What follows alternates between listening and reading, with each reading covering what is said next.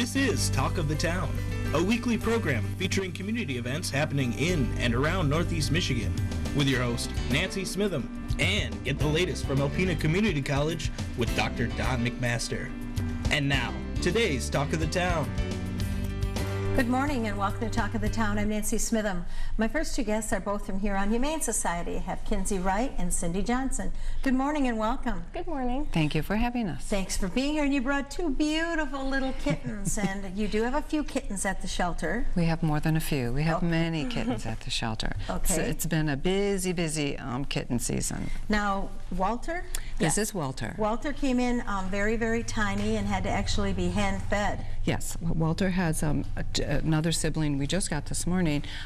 His other sibling, Kenzie, has hand-fed them. Her goat, Molly, has provided the milk for many, many of our kittens this season. Wow, that's amazing. Yeah. Thank you, Kenzie, for doing that. Oh, thank Molly. So it'll be a while before Walter's available for adoption, but when 5 weeks. 5 weeks. So when it's time, what are we going to do? People can actually come to the shelter and pick out a cat.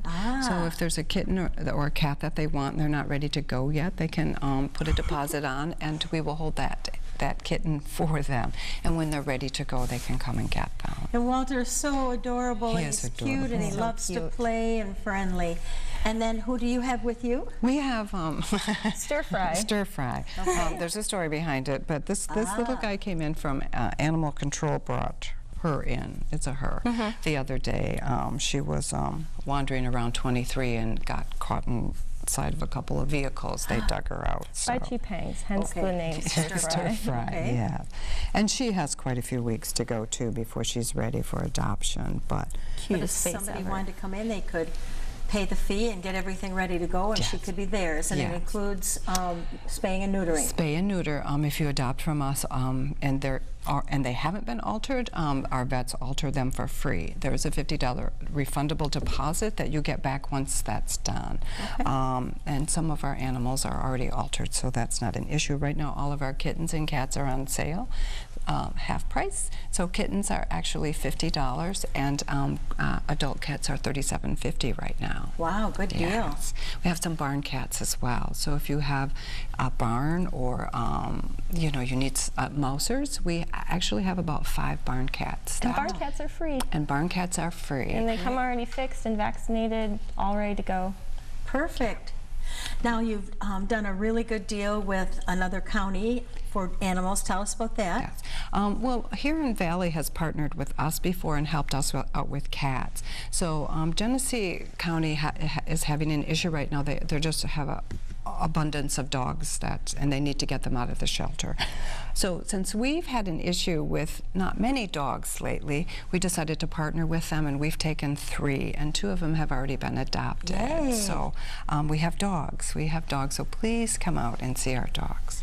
And that's a good fundraiser for you also. Yes, it helps us, it helps them. And all the animals that they send us are up to date on their shots. They've already been altered, so they're ready to go. Perfect. Yeah.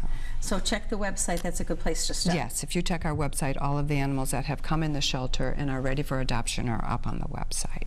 Grizzly's the last one left from Okay. Genesee, and he was at their shelter for almost a year. Oh. Yeah. We need to find him a home. He is Yes. a funny guy. Yes, he is a character. He's a larger pitty, but he is just laid back. He loves belly rubs. If you take him outside and he gets near a car, he just sits down because he wants to go for a ride.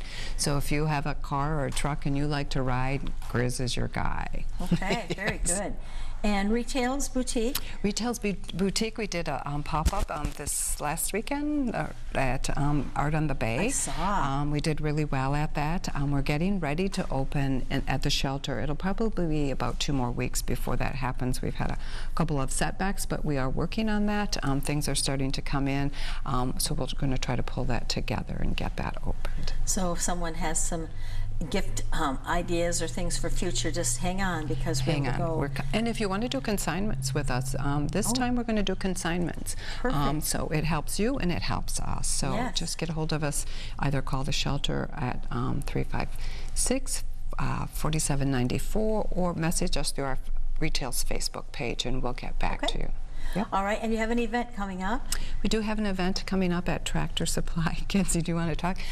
We have an event coming up at Tractor Supply on the 28th. So we'll have some animals there for adoption, and it's an event we do with them every year. So what will be happening there, Kinsey? Kittens and cats and hopefully dogs, unless we adopt them out before then. Yes. Should be a lot of fun. Okay, so you'll be there most of the day, or? 10 to 3, I think. Okay. Yep, 10 to 3. And those events have always been very, very successful Yes, for you. They have. Yes, they have. It gets the animals out in the community Yes. too, lets people see what we have. We have many choices. We have every model of cat that you can imagine we have. So it's good for them, it's good for the public. Yes, Yeah. and volunteers, you always need volunteers. We always need volunteers. So if you have a talent or just want to come and walk dogs, pet cats, help us clean, do laundry, help in the office. If you have a special talent that you can give us, we'll take it. We will take it. We're also looking for fosters. Yes. Anybody Okay. interested in fostering? We'd really like to build our network for that. And fostering is a good way, again, for a dog to get socialized, get out there, and the hopes is that the family will fall madly, crazily in love with it and adopt it themselves. Exactly. And that's true, but some animals, dogs and cats, don't do well in the shelter. It's very stressful. It's stressful. It's a Yes. stressful place to be. So even if they don't intend to adopt an animal, if we can get them out of the shelter environment, Okay. especially if they're a little bit nervous, and we have one right now, it just helps calm them down and makes them more adoptable too. Then they can get them out in the public, people can see them, and they can tell their story, and hopefully they'll be adopted. Okay.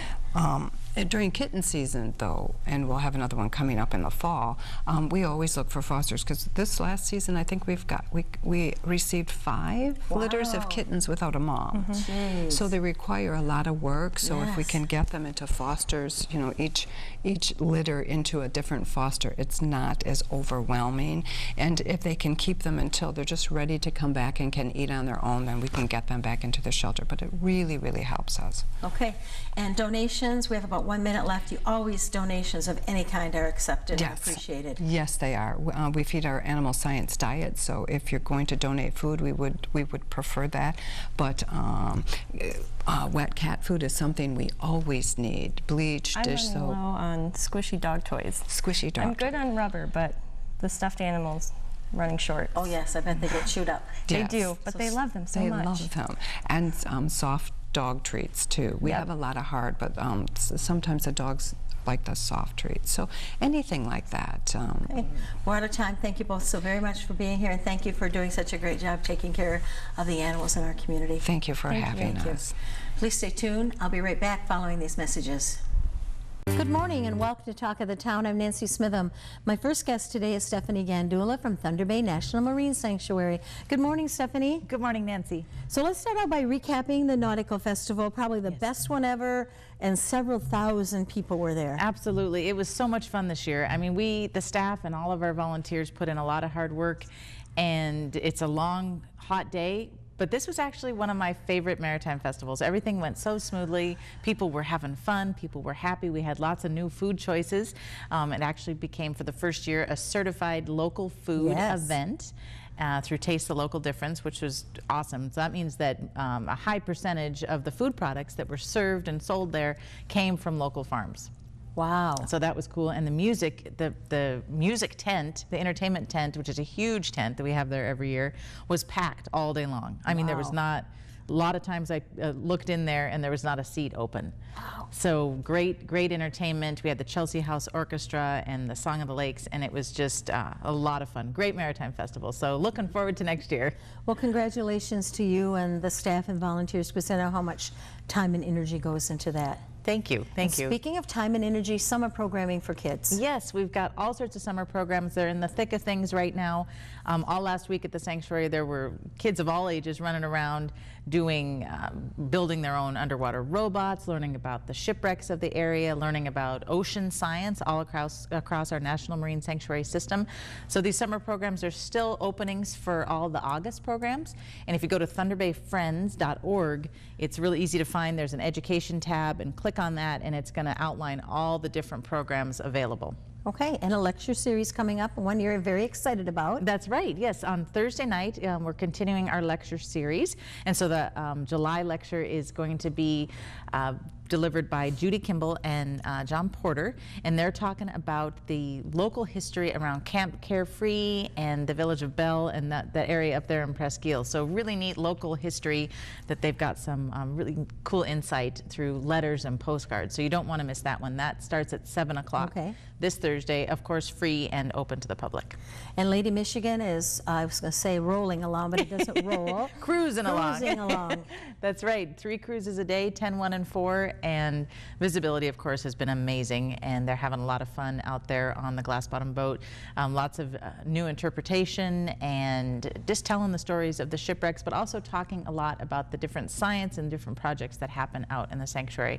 So I always like to tell people, if you came out and when it first got here in 2011 or a couple times throughout the years, it's time to go again, because it's always a fun trip. Okay, wonderful.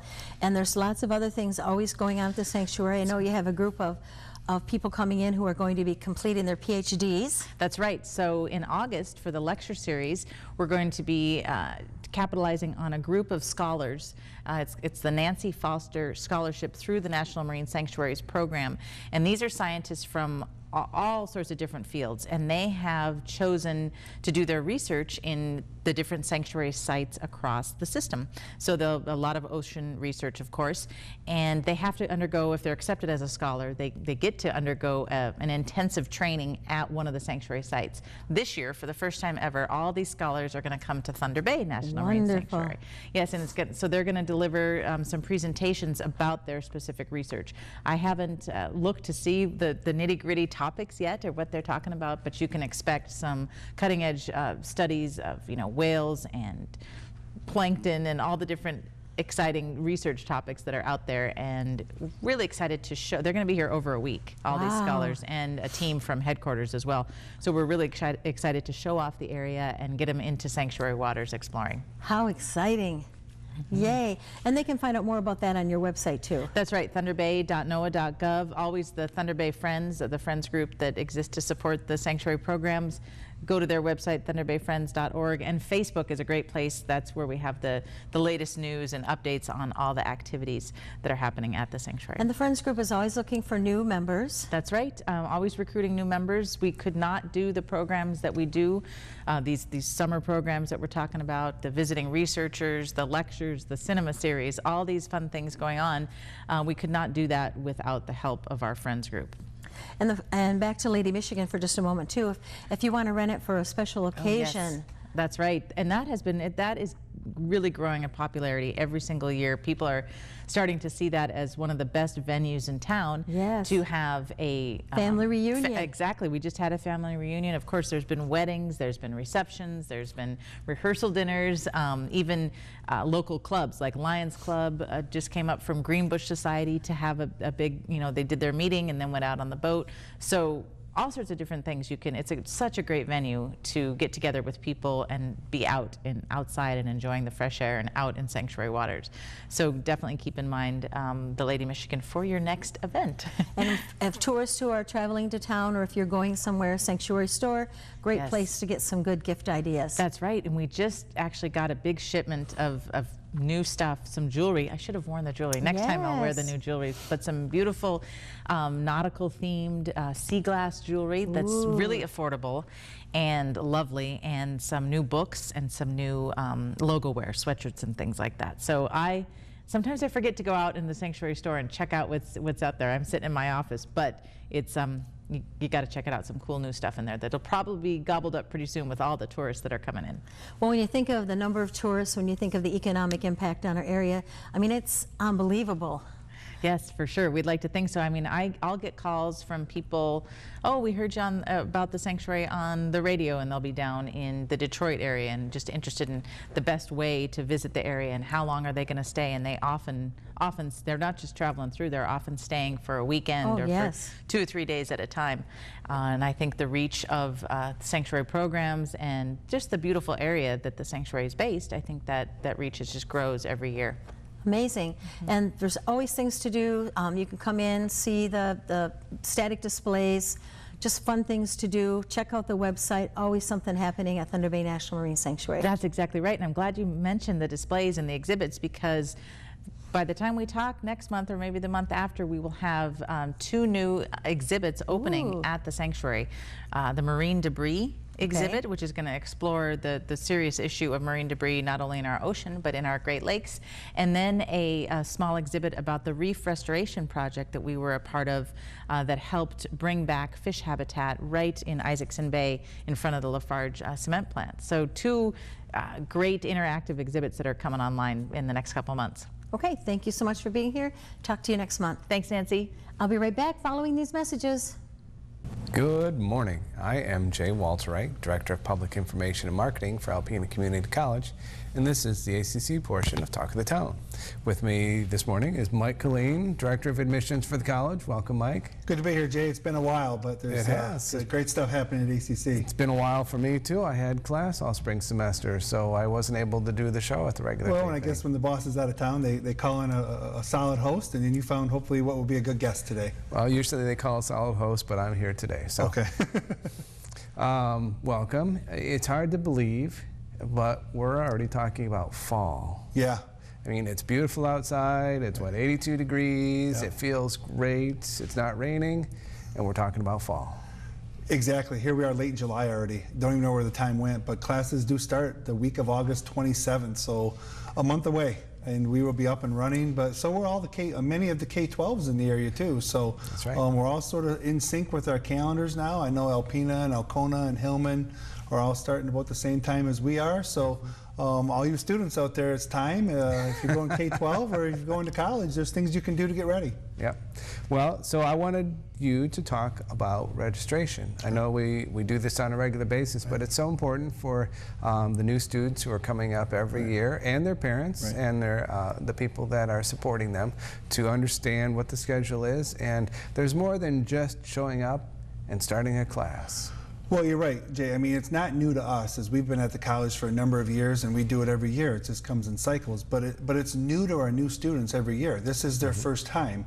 So that's why we're there. We're there all summer. We get lots of phone calls, people stopping in, just wanting to make sure they're all set. But you're right. The next time we're going to have academic advisors available, which is who you want to see to get registered for classes. Right.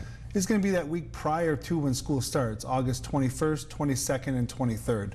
And if you're a new student, brand new to ACC, you are required to go through one of our new student orientations.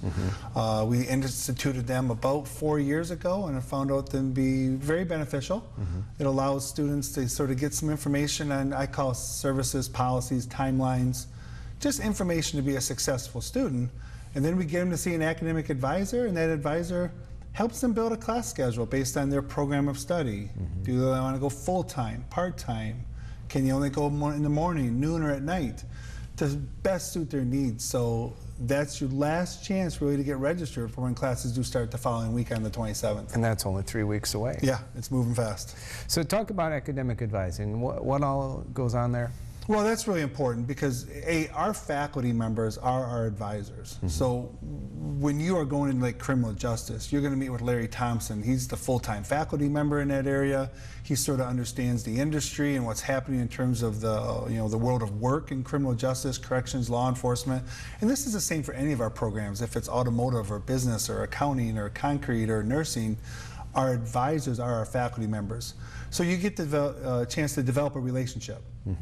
Because your advisor is more than likely going to be one of your teachers, one of your instructors for 1, 2, maybe 3 of your classes. So they just sort of, really, you're driving your own bus, I like to say. I tell the students, you're in charge. You know your schedule more than anybody else. You know what you can handle. So that's just a conversation with the advisor who's helping you find the classes that best meet your needs at when you want to do them. Well, I know that I've talked to my advisor when I was taking classes, and they were very helpful in helping me plan out times, but also the different classes I can take. Some programs are very rigid in terms of the structure and each one of the classes you have to take. Sometimes they're a little more open-ended. You could take this class instead of that class, depending on what you'd like to do. I found that to be very helpful. Right, and the other thing is with some of our programs, we don't offer every class every semester. Right. They're on a rotation or a sequence of courses. So that's what the advisor, they know that sequence. They know you need to be taking this class now. And some of our courses are offered maybe in the morning or afternoon this semester, And next semester they're offered in the evening. So that may work best with your schedule, your family, your work, your life, your kids, what's going on outside of school. So that advising component is extremely important, and really we believe it's something that really helps our students be successful. One of the biggest things for students, could be an impediment, is financial aid. You bet. So why don't you talk about the process of getting financial aid? Well, it's not too late, but you really got to get going. Don't wait until that week of August 21st, because that, there's a process. There's the free application for federal student aid. It's called the FAFSA, and you go to FAFSA.gov. That's FAFSA.gov to fill out the 2018-19 application. And this is for a Pell Grant. Many people have heard of that before. And you also have to fill out this form if you're looking for a federal student loan. But that's important. You can do that now. I mean, don't wait. Do that now. Because when you hit submit on that application, it goes to a federal processing center, and it could be 3 to 5 days before it even makes it to us at the college. Right. So make sure you do that now, because we are open 8 to 4:30, Monday through Friday.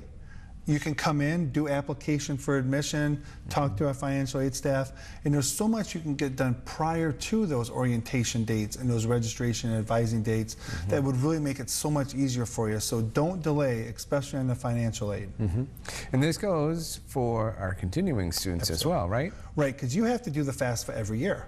Some people think, and when they're in high school, they have their high school counselors or college career access people who are helping them through the FAFSA for the first time, and they think they're all set. Well, if you were a student at ACC last year and are coming back, you have to do the FAFSA every year, because the government looks at a different income year.